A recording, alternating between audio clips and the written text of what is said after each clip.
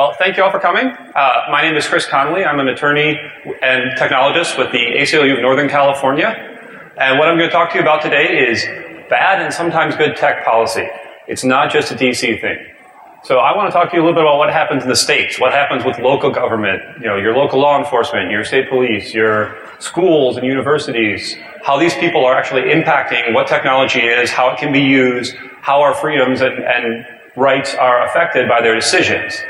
What I'm not going to do is try to fit 50 states and everything that happens there into a 20-minute presentation, because I've been told I get cut off, Mike is dead in 20 minutes, and I'm already coughing, so I'm not going to try to yell after that.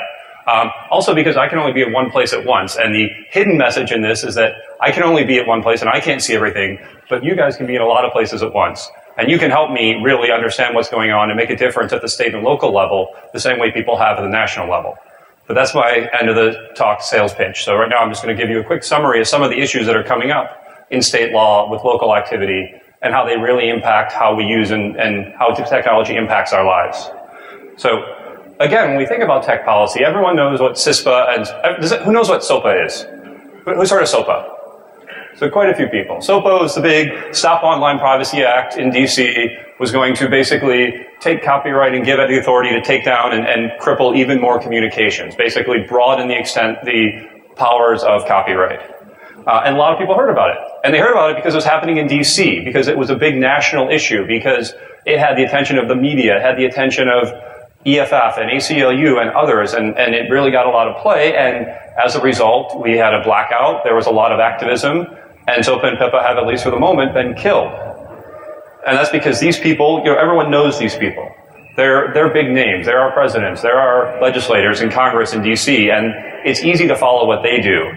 But it's a little harder to follow other people. Probably everyone knows this person as well, but your mayor, your local representative, your state senator, they're doing things as well that really impact technology. So a lot of people know what SOPA is. How many people have heard of RCW 961-260? Anyone? No. So this is a bill in Washington State. It says, just summarizing briefly, that if a person with intent to harass, intimidate, torment, or embarrass another person makes an electronic communication to such person or a third party, anonymously or repeatedly, whether or not a conversation occurs, that is a crime. So that's not just cyberbullying, really targeted things. That's probably this. That's impacting a whole lot of what we think of as freedom of speech, of people's ability to express themselves, of flaming someone online, of maybe going online and posting about somebody's failure to patch a known vulnerability, or baiting a scammer from Nigeria, or all sorts of things that are legitimate, protected activities that the Washington legislature decided, well, we're going to write this bill in a way that maybe covers that. Shoot. Yes, the bill is RCW 9.61.260. So this is, there's some good news about this bill, which is that it's unconstitutional. If you try to apply it to something like this, it should be shot down in the courts, and there's a court case going on right now challenging the constitutionality of this bill. Of course, if you're the one who's being charged with a criminal offense for doing this, you have to hire a lawyer, you have to find defense, you have to go through the time and energy to do it, or you avoid it in the first place. So even laws that are clearly unconstitutional that are coming out of states can really impact people. And in a lot of places, the constitutionality is a little bit harder to figure out. And one of the main ones I want to talk about is schools. So how many students do we have in the room right now? Have any students? A handful of students. So schools are a place where the principle we've always embraced is your rights do not end at the schoolhouse gates. You do not surrender your right to free speech. You do not surrender your right to privacy when you walk through the school gates. But a lot of school administrators don't necessarily agree with that. They want the ability to monitor their students. They want to know what they're doing on Facebook. They want to know what they're doing off campus. They do things that sometimes are incredibly egregious. One of the worst example I know of was in Pennsylvania, the Lower Merion School District, which decided that it was going to issue all of its students laptop computers that were equipped with cameras, that were equipped with software to remotely activate those cameras. The reasoning for that is still a little bit murky, but it was used by people who were monitoring activities. And in fact, one of the school administrators tried to punish a student for something that was captured on a camera while he was at home. Of course, then the ACLU and others got involved and said actually it's blatantly illegal to do this. There's actually law that says you can't, but again, when the law says you can't, but a school district does it anyhow, there are real impacts here. So, but that's an egregious example and not the most common one. Much more common is something like students posting on Facebook. So if a student goes on Facebook and says, I hate my classmate, I think she's a jerk, or slightly more colorful language you might see out of a teenager. This is an expression. This is what people do. But schools, in many cases, have taken this idea that if you do it on the internet, it's special, and therefore it has to be controlled, it has to be contained. You don't have the same right to speak on Facebook as you might elsewhere. And so we see school districts that try to punish people for making fun of their teacher or making clearly, phony threats about their students. I wish I could just kill so-and-so. This is not an actual threat. This is not a criminal offense. This is not something that the school has any right to do this kind of stuff if it were offline, and yet they're claiming because it's online, because it's special, they have the authority to go in and basically trample on someone's free speech rights in order to control the internet. And that to me is a real concern because our students are learning in their schools, you don't have rights on the internet. What you say can be controlled. What you say, not what you say have consequences. That's something that people absolutely need to learn. But you learn that by saying that, by evolving through society, by understanding how you interact with people, not by being told, you can't make fun of your teacher because she said something stupid yesterday, or you'll get suspended because you posted it on Facebook.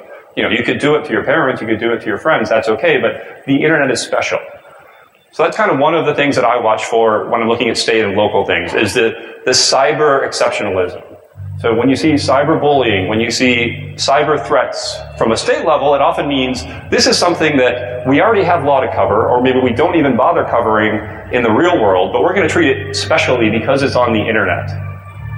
And state legislatures don't necessarily understand the internet. They don't think about all the consequences to free speech, to privacy, to individual rights when they do this. So that gives us that really raises our concerns, and it encourages us to really focus on what are these people doing when they're addressing the internet as something special.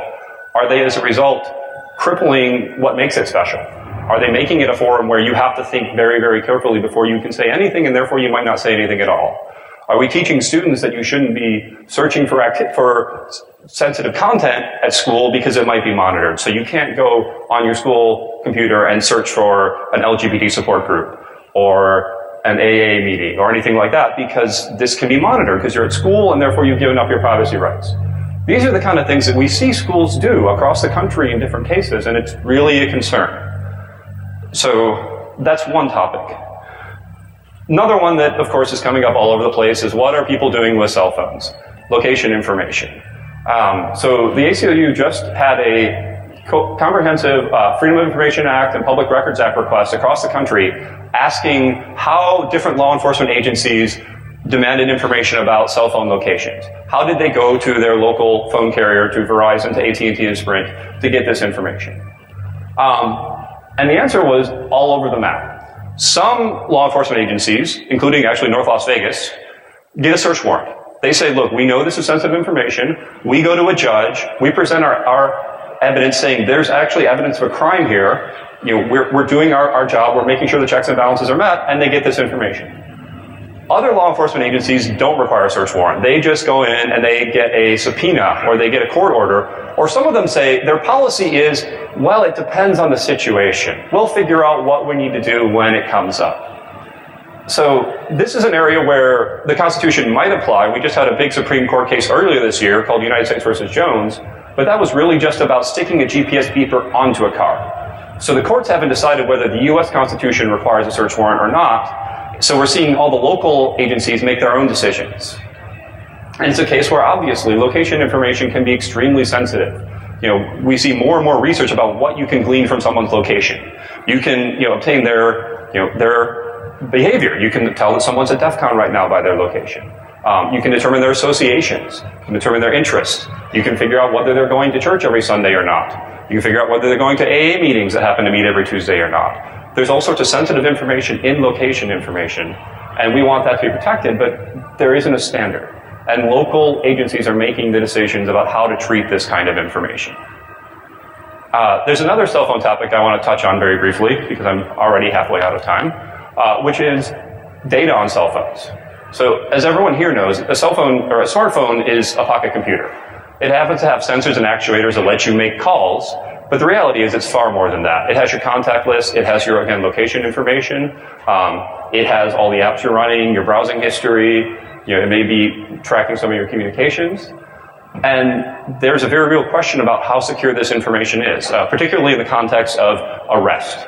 So different law enforcement agencies have claimed that if they arrest someone, they have the right to search your cell phone, because it's just like your wallet where you might be hiding your drugs, or it's just like your backpack where you might be smuggling a gun. This to us is kind of crazy, because you're not hiding a gun in your cell phone.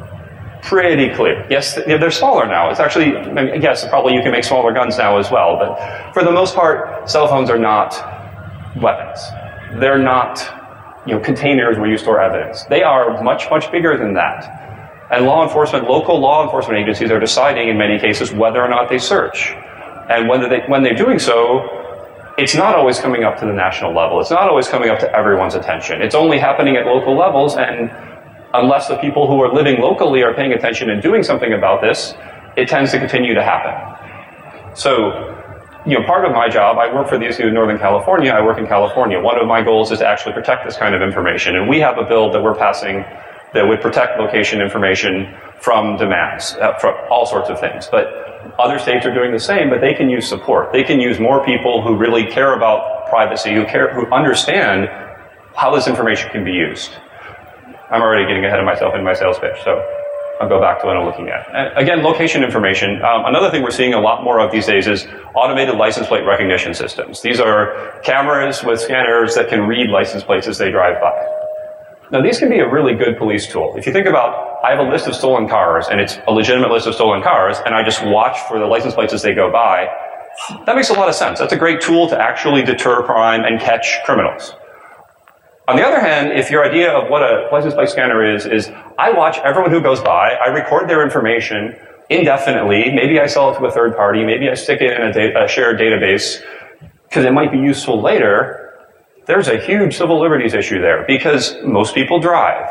Most people's information can be collected while they're driving. They don't know what's happening. They have no way of paying attention and opting out of this service system, whatever you want to call it. It's not much of a service to them. Same thing happens for things like toll records. And again, this is a case where states are making these decisions. They decide when they have the system, how do they use it? They decide when they have the system, how long do they retain the information? Do they share it? Are they using it for this purpose only, or are they just kind of keeping it around in case they want it? Is there any kind of access control or auditing? Is there any kind of security on this data? These are important questions because this is sensitive data, and it's things that local groups, local law enforcement, state agencies, these decisions aren't made in DC, they're being made where you live, unless you live in DC, in which case they are being made elsewhere too. So the issue here again is that this is a place where some law enforcement in some states are actually doing good things. So I picked on Washington a little earlier. Washington has a very strong law prohibiting reuse of toll records. So they delete toll records, they don't allow reuse, they have very good privacy protection. Not many other states follow that. Most other states, nothing's in the law, so people decide on their own what they're going to do with that. It's an opportunity to push for better things. And I'm going to hit one last topic that's been on my mind a lot lately, and it's a really good one for Defcon, I think. So another topic that people have been talking about lately is Facebook passwords. So when can your employer demand your Facebook password? Can your employer demand your Facebook password? The answer is no. That's a good answer. When can your school demand your access to your Twitter account? If you're an athlete, can they demand that? So there are a lot of states that actually are concerned about this, and they're trying to do good things. And so they want to pass a law, and there are some states that have passed a law that says you can't demand someone's Facebook password. How many people in this room can think of another way to get to a Facebook account without demanding a password? 2 ways? 4 ways? Yeah, there are a lot of ways. This is a place where lawmakers actually want to do good things, but they don't think like hackers. They don't think like security people. They think about, I've heard this one specific threat model and I'm going to fix it. And they don't think about, what's the issue? The issue is not the password. The issue is the account, the access, the credential, any kind of credential, whether it's captured rather than demanded. Whether, I tell someone to log into their account and then walk away, whether I require them to otherwise disclose their information. You don't have to give me your password, just print out everything on your Facebook account and bring it to me. It's a very, expensive way of doing it, but would be perfectly legal if I can't demand your password. So this is a case where people actually want to do good things. Local government's trying to do good things. They're trying to protect privacy. They're trying to, in other cases, promote free speech. But they don't understand the technology. They don't think the way the people at this conference do. They don't really have the grasp of the issues. They don't think like a hacker to do it really, really well. Unless you help. So like I said, I'm really here for a sales pitch, and my pitch to you is basically, how can you think about helping your local law enforcement agency? How can you help your state government? How can you work on these issues in a way that can make a difference, that can help, not just from the DC, from the big internet rallies and SOPA, PIPA, and everything else. What can you do as an individual to actually engage and promote this? And there are a lot of different things you can do. The first one, basically, is just pay attention. As I said, I'm surveying this because I know some of what goes on in the world. It's my job to pay attention to this. I still miss probably, I don't know what percentage I miss. I know enough to know that I miss a whole lot of what happens. I don't know how many places have automated license plate recognition systems. We hope to find out soon, but that's something that's going on. I don't know how many schools have different policies because I don't have the bandwidth to police every school. But if it's happening to you, you can help people who care about this. You can help the ACLU, the EFF, Freedom of Information Rights, I can't remember what FIRE's acronym, but FIRE is a First Amendment and education organization. There are organizations out there who really need eyes and ears on the ground, who can help them figure out what's going on. So that's step one, is you can really pay attention to this and help bring it to other people's attention. Part two is you can actually talk to people. Most people, in a lot of cases, they want to do the right thing. They want to try to make a good law. They want to have the right policy. Most law enforcement officials are not trying to invade privacy. They're trying to do their job. They want to catch criminals. They want to prevent crime. They want to protect people. When they're doing something with technology that they don't really think through the consequences, you can help them understand. You can actually go to someone who's in law enforcement and say, look, think about what you're doing when you're downloading everything on a cell phone. Is this really helping people trust you, or is it making you seem even more suspicious? Is this building your relationship with the community? Is the information you glean going to be beneficial, or is it just going to cause more and more people to refuse to talk to you in the first place because they don't want to be any way involved with all of this? So there's a lot going on there that people can learn. And going forward, we are always looking for help. We, the ACLU, we, the EFF, I'm a former EFF intern, I will not really speak for them, but they would happily take help as well. Other organizations who work in this space, we need help. ACLU has an affiliate in every state, but some of those affiliates are 2 or 3 people.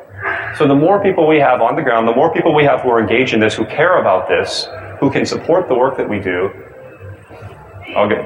who can find ways to really dig deep and dig into the technology. Whether it's focusing on one particular technology, everything about Stingray devices. Who knows what Stingrays are? Anyone in here? Stingray? Stingrays are basically fake cell towers. Short version is you set up a Stingray device near where you think a criminal suspect might be or where you're interested. You can't hear me. All right. Sorry. I look up, I lose the mic. So a Stingray device basically allows you to make a dummy cell phone tower and thereby capture identifying information and possibly even communications from any cell phone in the vicinity. It's a great way to identify, you don't have to even go through the cell companies, and therefore maybe you don't need a warrant or something else. And it's all constitutional. Well, we don't think so, but again, this is something that local law enforcement agencies are often making decisions about. There's a big story, Gilbert, Arizona decided that they were so excited about Stingrays they wanted to buy one. It's $250,000 for a municipality to buy their own device. Is this a good use of time and money and energy, or is this just invasive? This is something that people don't think about unless you really raise the issue with, with your city council, with your local law enforcement, with others. So there's a lot of things that can be done. And, again, I'm scratching the surface. Different law enforcement agencies are taking DNA evidence and collecting information from anyone who's arrested. If you're not convicted of anything, if you're not even charged with a crime, that still stays in the database. There's all sorts of stuff going on with computer searches at the border, which local law enforcement is deciding what they're doing in some cases, as well as obviously the federal agencies. There's a whole lot of stuff going on that your local police, your city council, your state government is making decisions that really impact how technology works. And I'm just here basically to invite you to reach out to us, work with us, find ways to just pay attention. If you see something going on that's crazy, don't just roll your eyes at it. You know, talk to someone, talk to us, talk to EFF, talk to the people doing it. Tell them that, look, you're not really understanding what this technology does. You're not understanding how sensitive this information is. You need to think about the consequences. We care, and so should you. And if you're interested in that, then I hope you are, because you came here to listen to me. If you want to get in touch with me, please do. You can also stop by our table in the vendor area and learn more. And that's all I have. So thank you for coming.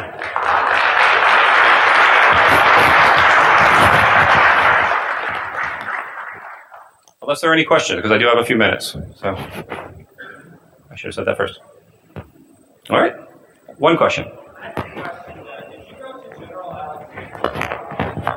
I did not. I was working at our table, and then I went and looked at the line, and then I went back to work at the table. Did anyone go there?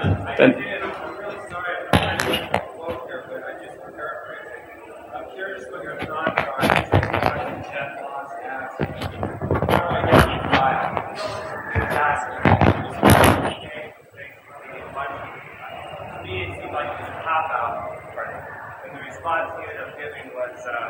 we just don't have enough time for all of us to be digging in your lives.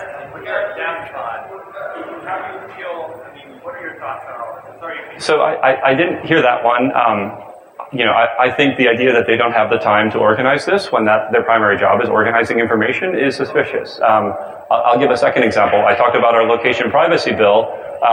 We actually, originally in our California bill, we wanted to have phone companies report every year on how many requests for information they got.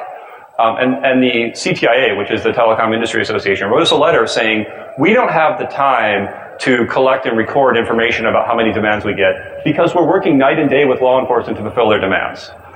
First of all, it's kind of suspicious that CTIA, or kind of wrong, that CTIA is working for law enforcement and not for us, for their customers, to protect their privacy. The other thing is that we know that part of working for law enforcement is billing law enforcement at the end of the day, which means they have a record of every time they bill law enforcement. So I think in a lot of cases, you know, the capability to reveal that data is there. And, you know, at this federal level, I'm very suspicious that they can't do it. State and local agencies, maybe not, because they may not have designed their systems very well. Again, the security issue, audit logs may not exist. There are lots of things that could be improved at that level that aren't there. But I think at the NSA level, I'm skeptical that they just can't do it. So. Do I have time for one more? Sure.